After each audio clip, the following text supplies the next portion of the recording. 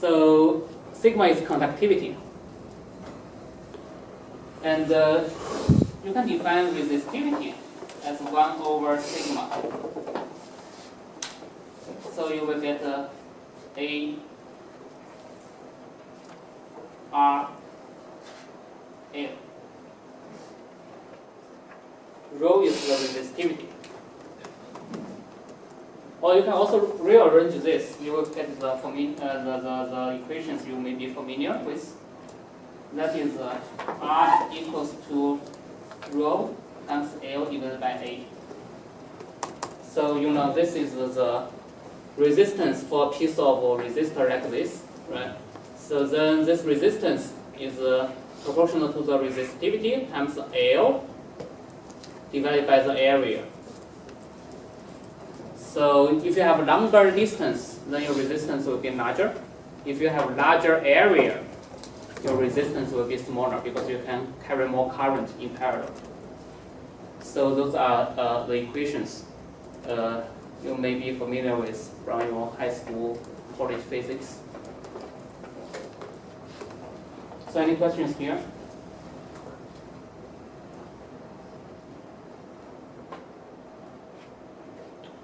Okay, so far we just derived the resistivity and the conductivity. Still, this is a macroscopic view of the resistor.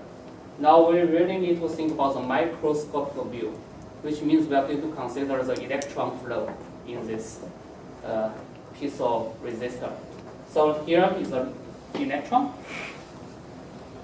and when you have the voltage supply like this, then you know the current will flow this way, but actually the electrons will flow the other way. The electrons, negatively charged. So let's consider a volume of this electron flow in this region. So that means let's consider a delta T of short time period. You have a delta T, a very short time period. So within that delta T, then your electron will travel that distance. So you are going to have electron flow from here to here. So you have this volume. So how many charge in total are moving by the delta T? So that is the total dq will be, let's say, the number of electrons, and then the velocity of the electron. Or let's do this way. So if we assume the electron's velocity is v,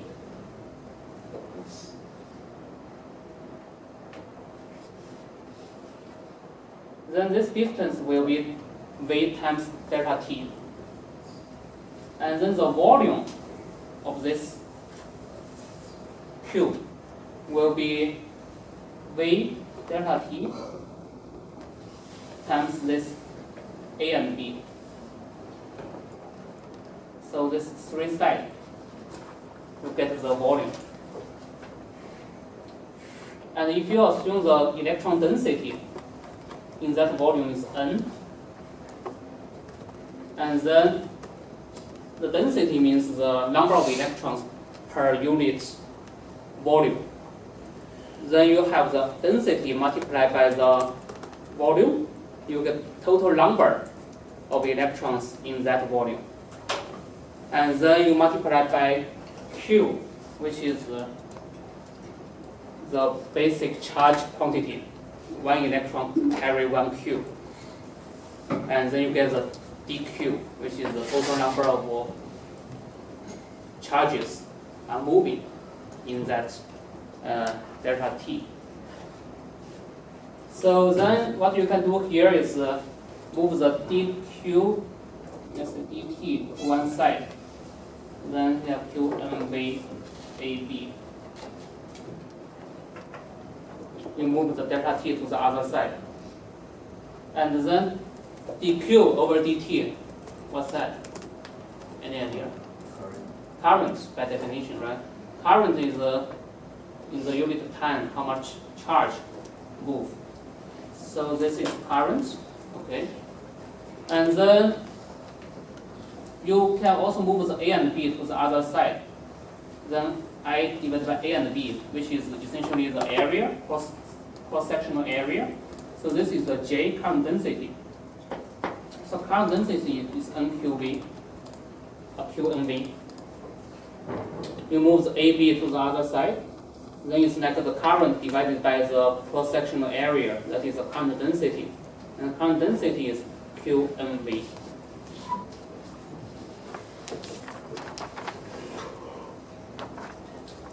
Alright, so then we derive this, okay? And then we have two equations here, 1 and 2. Both are talking about J, which is current density. But they have different perspective. The equation 1 here is from the macroscopic view. That is from the Ohm's law. Okay. Then the equation 2 is from the microscopic view. It's from the perspective of the electron flow, because we have the N, but that is the electron density there. So let's link those two together. So then we can have if 1 equals to 2. So that means the sigma E equals to QMV. And here we want to derive that V is proportional to Q, let's see, sigma divided by QNE. Okay, you move the Qn to the other side. And then we will define this coefficient as mu. So essentially it says that the velocity of the electron is proportional to the electric field. And this coefficient is defined as mu, and we give a name to this one. This is called mobility. This mu is called mobility. So this is a very important concept. And we have the mu equals to sigma Qn, or in other words, sigma equals to Qn mu. So this mobility is an important concept. Later we will use this again and again when we even discuss the MOSFET. So basically it says that the velocity of the electron is proportional to the field. The larger the electric field, faster the electrons are moving. This can be expected, right? So you have larger field, then electrons will move faster. So this coefficient is called the mobility. So any questions here? I know this is a long derivation, but I try to make this slow, and also you can review the recorded lecture after class.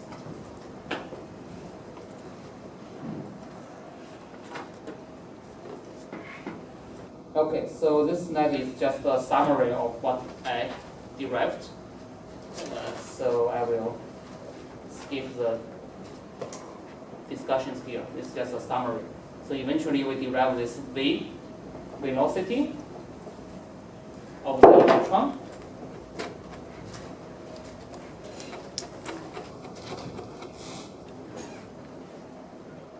Proportional to the electric field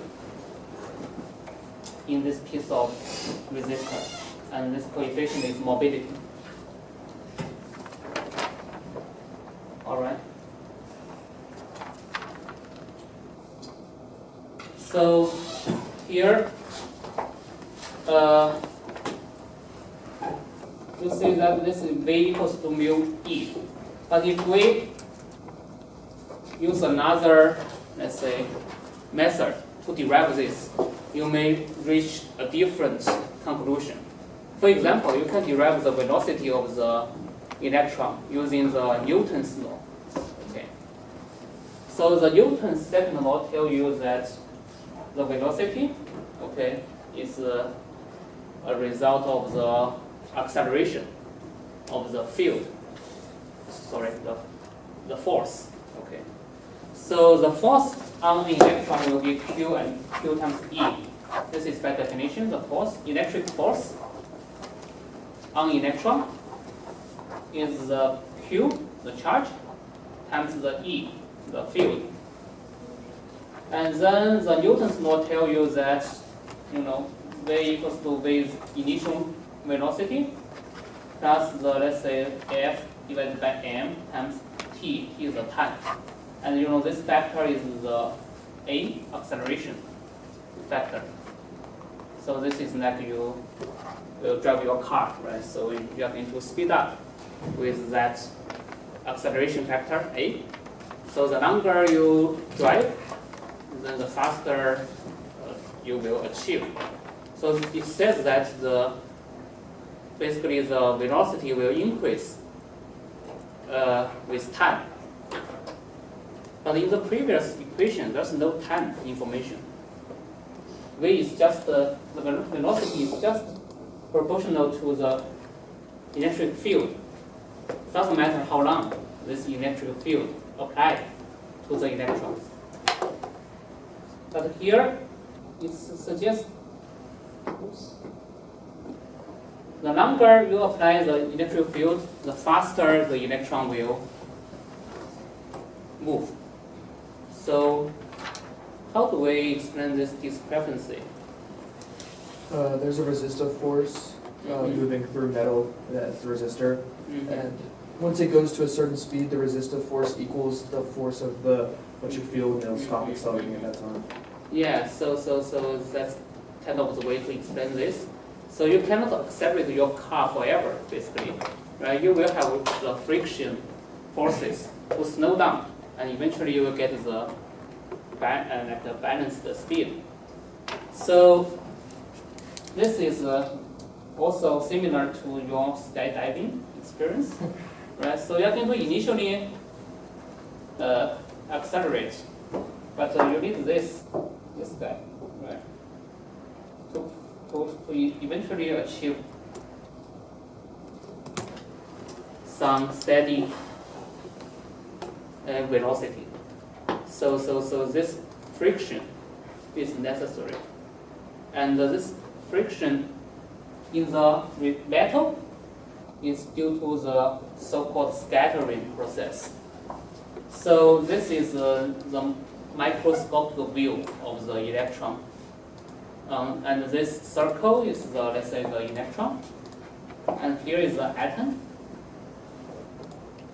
So without electric field, actually electrons are moving around. So because you have the thermal energy at some finite temperature, then the electrons will move randomly, and then it will be bounced back by the atom, and we call this event as the scattering.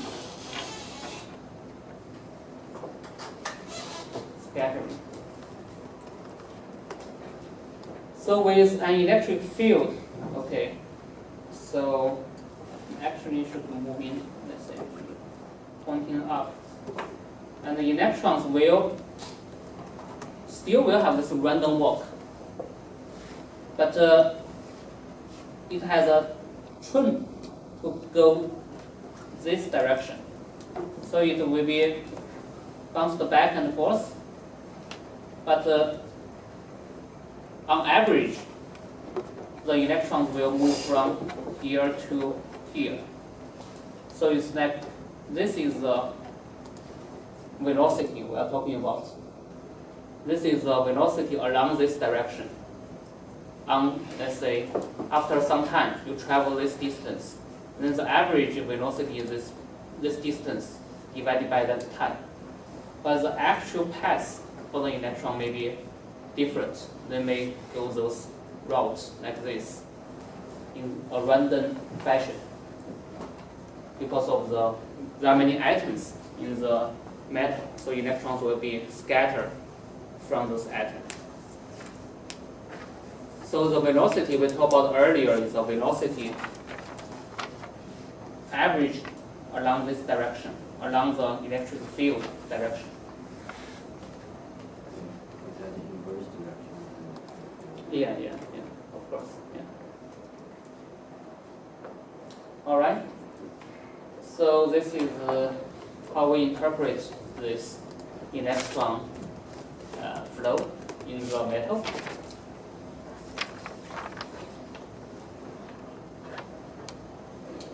And this scattering is essentially the cause of the resistance. This is the actual cause of the resistance. All right, any questions?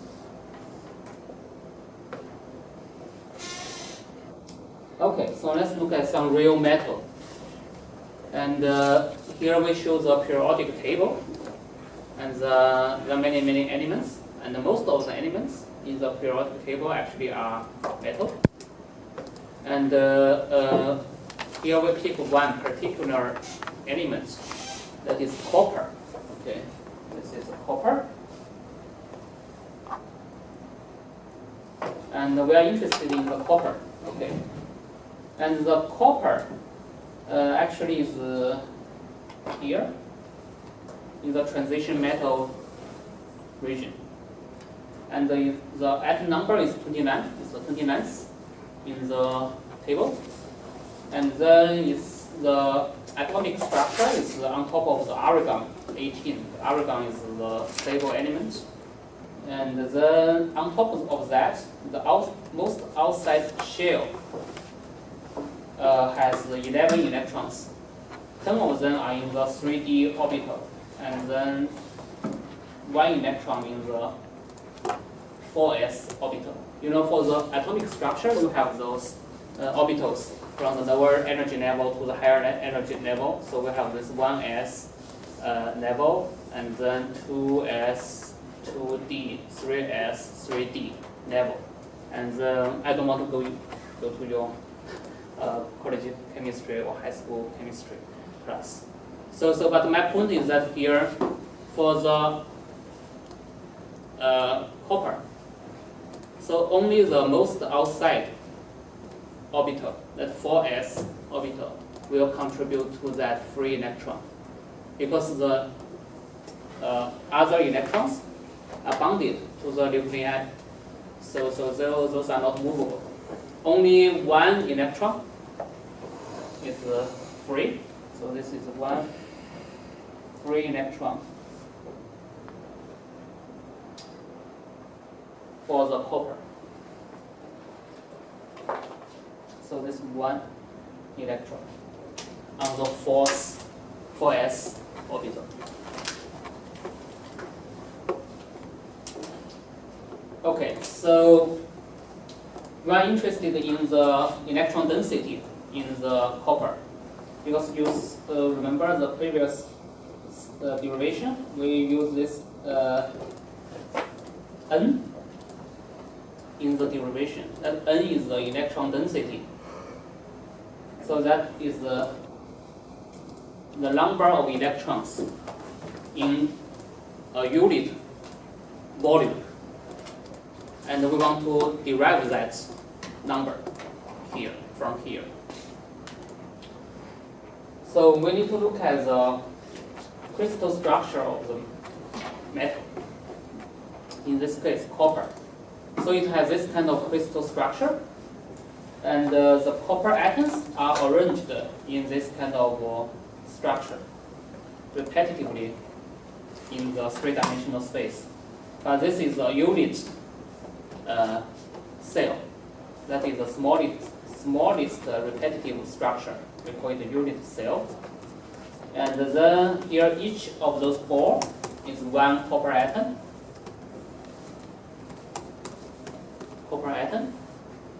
and it's in a cube, and then it's like this.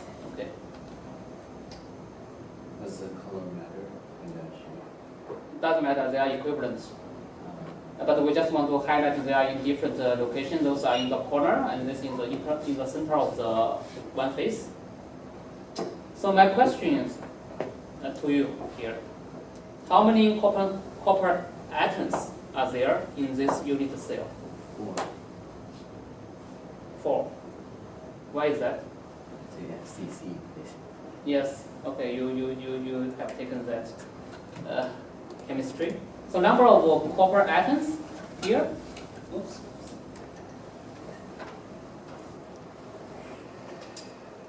It's 4. Why is that? Because those atoms will be shared with other unit cell, right? On those corner ones.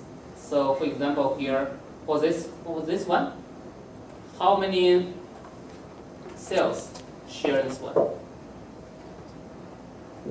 8. 8. You need to think about three-dimensional space. 8. Right. Is that 8? Yeah, 8. So let's say if it's 8, then each cell only take 1/8 portion. And how many of them in this? You have 8 corners, you have 8. So each ball, only 1/8 belongs to this one, belongs to this cell, but you have 8 of them. Okay, so this is the corner ones, and then the face, center of the face.